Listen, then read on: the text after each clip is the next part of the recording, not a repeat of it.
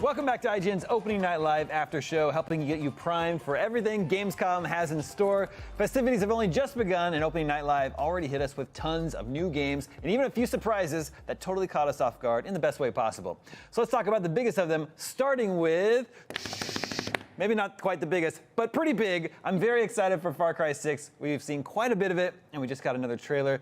Are you guys just ready to play the game at this point? Because this game is supposed to be out in February. Right, yeah, I'm ready for it. I mean, the fact that it's coming in October, I think they have a very unique opportunity here having Giancarlo Esposito as Castillo, the dictator, because even looking at that trailer that we saw, I think there's the possibility of a great story where Far Cry traditionally has been about getting in that sandbox and all the crazy weapons and everything, because obviously he's not a good person, but you can see he's trying to do good things being a bad person. Sure. So what's the conflict there? So I'm really looking forward to that. Yeah, absolutely. Like I do think that central story being so rooted around this villainous character is so important to have it be Giancarlo Esposito, because he's so incredibly talented. He really sells every single trailer he shows up in. And I think you're right. Like, you know, there is that overarching kind of Thanos level conflict of like for the greater good, you know, the great debate of is what you're doing for the grander good, you know, justifying the means essentially. But there's also that other microcosm of a conflict around him and his son. And I really like that father-son dynamic where it's kind of challenging. Like you can see that Giancarlo's character is trying to get his son to reckon with inevitably what's going to be potentially his future and taking up that dictator mantle, you know, like there's just so much responsibility there. So I'm curious to see how that might unfold. And I think like the characters, every trailer has really been focused on the characters. So I think that it could really make for an interesting story, as you say. Absolutely. And then we get all the crazy weapons and everything too. Yeah, that too. All the homebrew stuff. Yeah. And then they also said that this will be the biggest Far Cry world, so to speak. I think I'm saying that right, that they've had so far in the history of the series. So I'm looking to that, the exploration, discovery, just everything that you get in a Far Cry game. Yeah. The previous worlds haven't exactly been small, so that's saying something. Says quite a bit. Yeah. And in the story trailer that we got today, I think this is the first time I realized that what he's doing, Castillo's doing on this island, is growing like a cancer medicine, but using slave labor apparently to harvest that. So that's kind of an interesting premise, an interesting setup. But yeah, like Far Cry 6 had me at Far Cry 6 announced. Okay, I'm on board. But then that was like a year ago now. So yeah, I definitely feel ready to play this game. Very much looking forward to October. Just give this game to me, because Far Cry, the mechanic is like what I like to do in video games: explore an open world and clear outposts. Yes. Yeah, absolutely. It's just made for me. Okay, a game we've been waiting a really long time for. It was announced a long time ago. Lego Star Wars Skywalker Saga. Are you guys into the Lego games? Oh yeah. Oh, absolutely. Oh, yeah. My kids and I will be all over this. So really looking forward to this. Yeah, I particularly like the Lego Star Wars games. Tina, have you played previous ones? Yeah, I've played previous Lego games, and I really like there's a sense of charm in the Star Wars universe. Like, it's not really the most forthcoming part of it, but there's definitely a level of that kind of comedic relief in moments where obviously Lego games have a lot of that as well. So I think it's the perfect fit.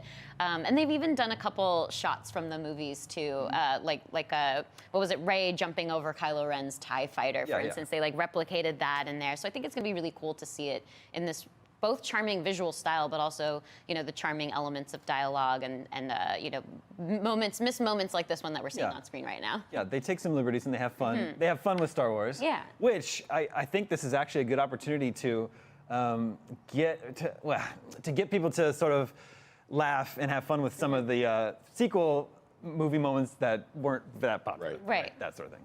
Yeah, and that's the best part. That's why I say my kids will be all over this, because we get to have fun in these Lego games. And like you said, there's the comedic elements in that will kind of replicate some of the things that we've obviously seen in the Star Wars movie, but you do it a little differently. Like we even saw it in the trailer with Luke, I am ready, and then he does the lightsaber the wrong way. It's like, that's perfect. Not quite ready. Yeah. But a little surprising is that we still didn't get a release date. Yeah. And still, it's definitely not coming this year. They're targeting spring 2022. Yeah. That's the closest that we can get as far as this release date. But on top of that, just looking at this trailer too, it's incredible how beautiful it looks. Yes. Like for a bunch of Lego characters, like the environments that they've managed to replicate to kind of recreate in this Lego style. It's insane, like what they can do with this game. No, absolutely. They should have just given it a February release date like everyone else. Yeah, that's the trend. February 2022 is now looking like just stacked. Stacked. Yes, absolutely. Stacked release calendar. Okay, it's time for a Damie game. I'm the host. I decide when it's Damie game time, and I decide it's right now. Teenage Mutant Ninja Turtles: Shredder's Revenge. Definitely up my alley. I cannot wait to play this one. So this is from Tribute, and they did Panzer Paladin last year, which was great. It's one of the best games I played last year, and published by Emu, who brought us the excellent Streets of Rage 4 last year. So lots of good brawler pedigree there. I love the pixel art style here. I love the nods to the original arcade game. And in the new trailer, we found out April O'Neil's a playable character. Yeah. Very, very cool. Holding her own against all four of the turtles. Paris, is this something that is on your radar? This takes me back to the 90s when I played it in the arcade, and like you said, I love that April is using the microphone. Yeah. I can't wait. This is going to be so good to play. Do the co-op with your friends. It's going to be a blast. Yeah. Yeah, I love that there's this renewed spirit for Teenage Mutant Ninja Turtles in general. I believe there's a new show and movie in production as well. So it's just so cool to see it respawn in a new generation, essentially. And I love that April can revive you with a pizza, because obviously pizza is very reviving. So that's probably the most realistic part of the game. Exactly. I feel very revived after having pizza. Here it is. Brawlers in general are just sort of having a real renaissance right now. I mentioned Street Fighter 4, Streets of Rage 4. And then there was River City Girls. It's also a really cool pixel art brawler, and River City Girls 2 is coming out pretty soon. So very, very good time for fans of pixel art and old school brawlers. Let's see. This one is also coming out in 2022, so we'll have to wait a little bit longer to play that one. Another game that caught my eye in opening night live was, of the Lamb? Cult of the Lamb. Yeah. Cult of the Lamb. Not Cult of the Lamp. No. Jeff Keighley. That's what it sounded like you said. This game looks really cool. Obviously has a very dark but cute, or cute but dark art style, depending on your interpretation. Yeah, on your interpretation. I read up a little bit more on this game, so I have some details. But Tina, I'd love to hear what your impression was of this. Yeah, I mean, I like cute things with a slight edge. So this is completely up my alley. It kind of reminds me of Battle Block Theater, which I've run your ear off of quite a bit, because it's like cute little cats, but they're violent, so there's that element to it. It reminds me of a kind of Adventure Time vibe as well, because it's dark, but it's also relatable in that cute way too. So I really like the style of it, and it seems like it's a lot of fun from what we saw today. Yeah, apparently these cute animals are being sacrificed by whoever the enemies are, the non-believers. But this lamb is saved by a spirit or a deity.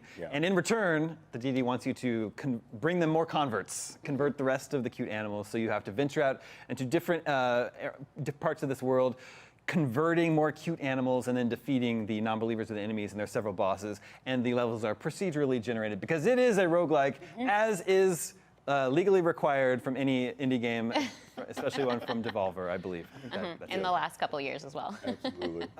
Paris, does this one look? Yeah, it's truly a don't judge a book by its cover, because it's going to lure you in going, oh, this looks cute. And then when you actually start playing, you're oh, wait, this is pretty dark. So yeah, I love this. And this is right up Devolver's alley. So totally looking forward to this. That one looks like a lot of fun.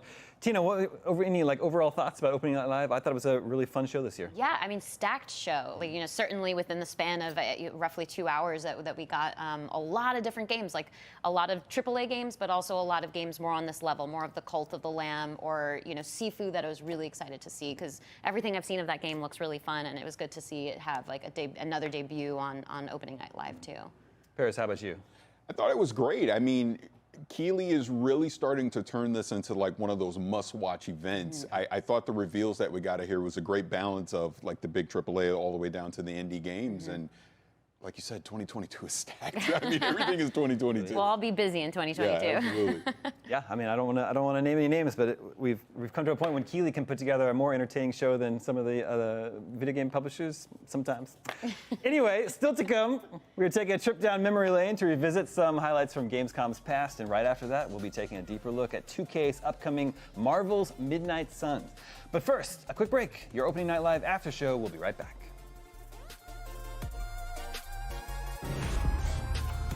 Gamescom 2021 is presented by USAA Insurance.